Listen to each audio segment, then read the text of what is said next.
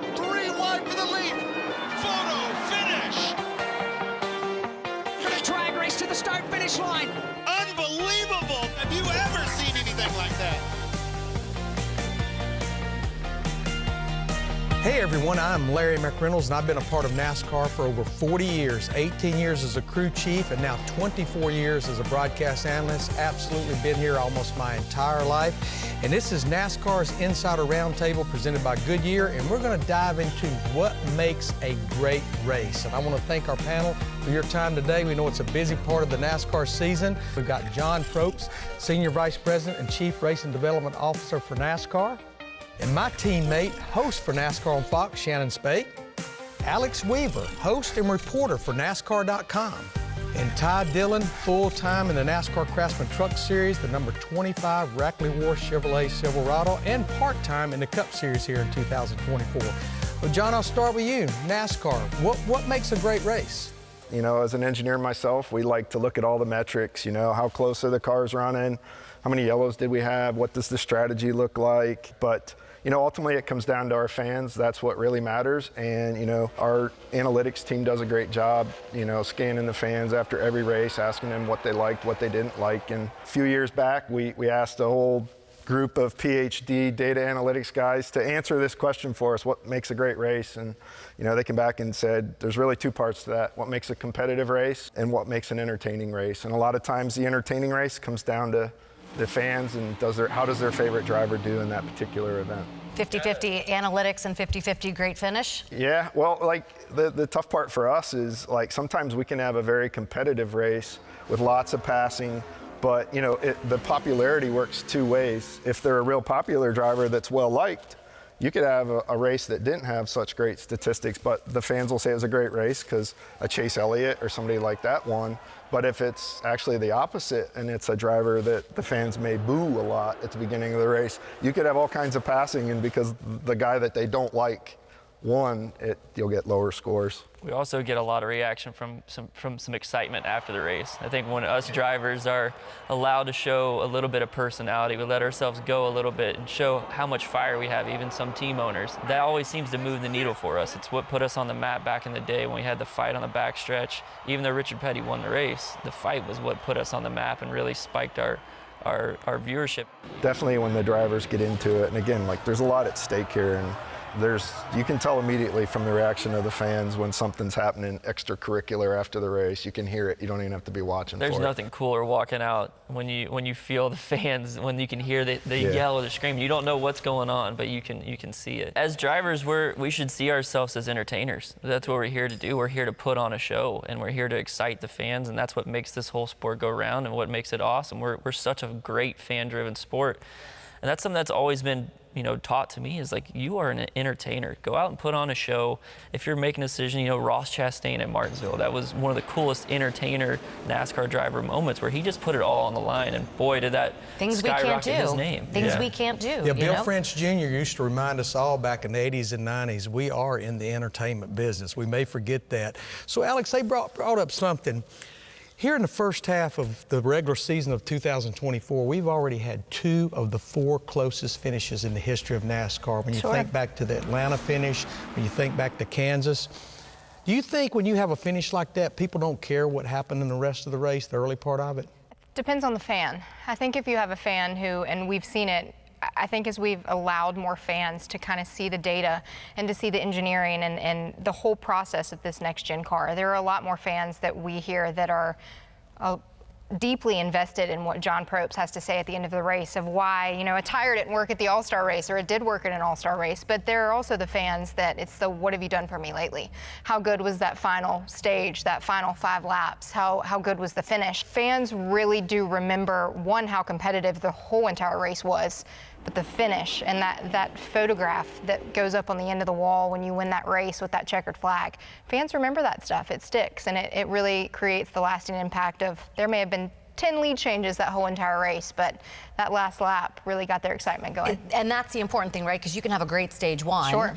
And it can be competitive and compelling and wrecks and dramatic moments. But if the rest of the race just lulls you to sleep, then it's not going to be a great race, regardless of what happens, maybe in 1/3 or even 1/2 of it. Yeah. We have such a long show, right? If our race is seen as a show, it's a long thing to put together. So the storylines are building and storylines are building. If we never have that big finish, well, then it seems somewhat open-ended. But when we have that big finish, you're allowed to go back through and say, well, he came from 30th place to win this race, or they had this struggle at some point on pit road that they fought through. And I think our fans are really leaning into the depth of our storylines. I think it's different for us too in our sport. It's a winner-take-all mentality. We don't have podium finishes. We don't have, two teams battling it out on a gridiron, and you can walk away and be like, all right, we're still 10-1, like still in the playoff hunt, still going for it. With us, it's a driver won and 38 drivers lost.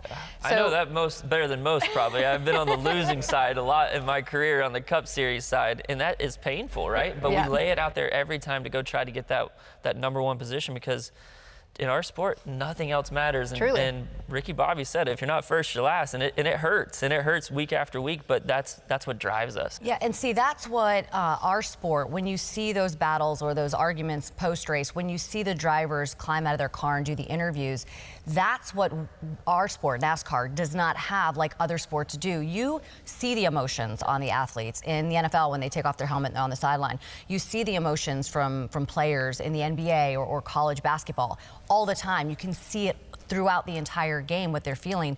We're watching a car and just hearing the communication. So when we see those emotions come to life, that's what people want from our drivers. They want to see a guy get out and cry in victory lane because he just won his first race, or a guy get really upset because someone took their spot or they have the flag on the side of their car and they don't. And I think there's room for us to grow too, as drivers and as owners and as sport, is to let our guys be a little bit more open and not too scared. Because I know a lot of drivers, in the back of our mind, there's this worry because we have our sponsors that are very corporate and they don't want certain things to happen. But if our sponsors and owners and teams can just allow us to have a little bit more leeway, and it's not always in the back of our mind to say, Buescher wants to get out and give Reddick a push and wants to confront him. You can see there's a little bit of hesitation in some of these confrontations going on in real time. How much is this going to cost me? Is this going to cost me my career? And you really don't want your athletes and your entertainers thinking that. We want to be able to do it. Obviously, you can't be a total loose cannon, but you got to be controlled in your response, and there's got to be a little bit of freeness in our reactions. It almost makes you drivers relatable. Yeah, it's a vulnerable moment for all of us when you're handling confrontation in front of the world, right? And it does level us to everyone. It's like you said, we're getting out of this superhero mode from being in the car, and now we're handling real life problems. So we have a confrontation, and it's great to see that to evolve. And then you have people that say, I hate the way you handle that. And then you have people that say, I love the way you handled it. And there's your fan base. Yeah. So, Ty, I know what the obvious answer is, because I was a part of 23 great races, 23 races that I was a part of winning. But laying winning aside, what's one of the greatest races you've ever been a part of? I'd say it's the Daytona 500, Kevin Harvick's first Daytona 500. I wasn't in the race, but I was standing on top of the Goodyear building with my grandfather. And the race was so cool. The ending, it felt like Kevin passed half the field on the top coming to the checkered. Him and Mark Martin racing down to a photo finish at the line. Meanwhile, Clint Boyer in the Jack Daniels 07 is flipping on his roof with grass everywhere. For me, that was one of the greatest races. I was standing there with my grandfather, and he didn't know if we won the Daytona 500 or not. I'm trying to convince him that he won the Daytona 500 as we're going down the elevator. But you go back and watch that highlight, and you watch how Kevin navigated the field. And a photo finish it's hard to beat in NASCAR. Very disappointed he didn't say the 1998 one, but anyhow, that's okay. I was 6, Larry. I was 6. That's a tough. You were talking about. Yeah. What's the greatest race you guys have witnessed, NASCAR race? I think mine is going to be different than what a fan may say, just because I grew up with my grandfather, who was a diehard NASCAR fan. Sundays, don't call, don't talk. I'm watching the race. It's cranked up at volume 84. Like, this is how we watch it every Sunday. And it was this old school mentality that I was always raised with. But seeing us race in the streets of Chicago, like when we turned those first couple of practice laps and just seeing the innovation of not just the next gen cars, but you look up and it's skyscrapers. It was one of the coolest experiences I've had as a sports fan in general, working in sports, period. I agree. I thought that was one of the coolest experiences I've had as a driver. One of those things that I'll always be so grateful that I was a part of. Literally riding a bird scooter from our hotel, passing guys in suits that are commuting to their job, and I'm getting ready to strap into a race car right 1 block away. And that was just the biggest mind bender for me, and it was just a cool experience. I love the city of Chicago. To be a part of that atmosphere and to hear people in the city days after the race still talking about the race, and not like, hey, did you see all the traffic because of the races? It was, did you see that race? That was so cool for me. That wasn't my favorite. My favorite race that I was a part of, the first time I got to cover Victory Lane as a Cup pit reporter, and that was at Kansas when Jimmy Johnson and Carl Edwards, Carl Edwards puts a huge dive bomb on Jimmy Johnson coming towards the checkered flag, and no one knows who won, and Jimmy ends up winning, and then he comes into Victory Lane, and I was able to do that interview. That was one of my favorites. And then I think anything at Talladega, especially when Jeff Gordon passed Dale Earnhardt's win record, and those beer cans were just flying at Talladega. Never forget that. Certainly the times, as Ty said, when you look out, and you guys had all mentioned Chicago, there are certain things that I've, through my time at NASCAR said, I can't believe we're doing this. Chicago and the street course was one. Coliseum. LA Coliseum.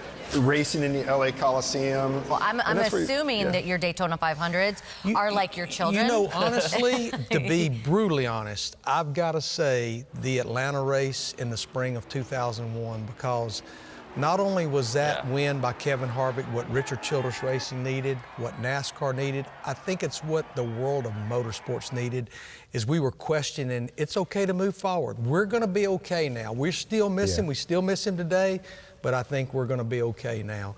We've covered a lot of ground, but I want to kind of go back to where we started. We run 400-mile races, 500-mile races, but at the end of the day, and I want to know why, does a great finish make a great race? Yes. Yes. Why? Because that's what you remember. That's the highlight. That's the moment. That's the wow.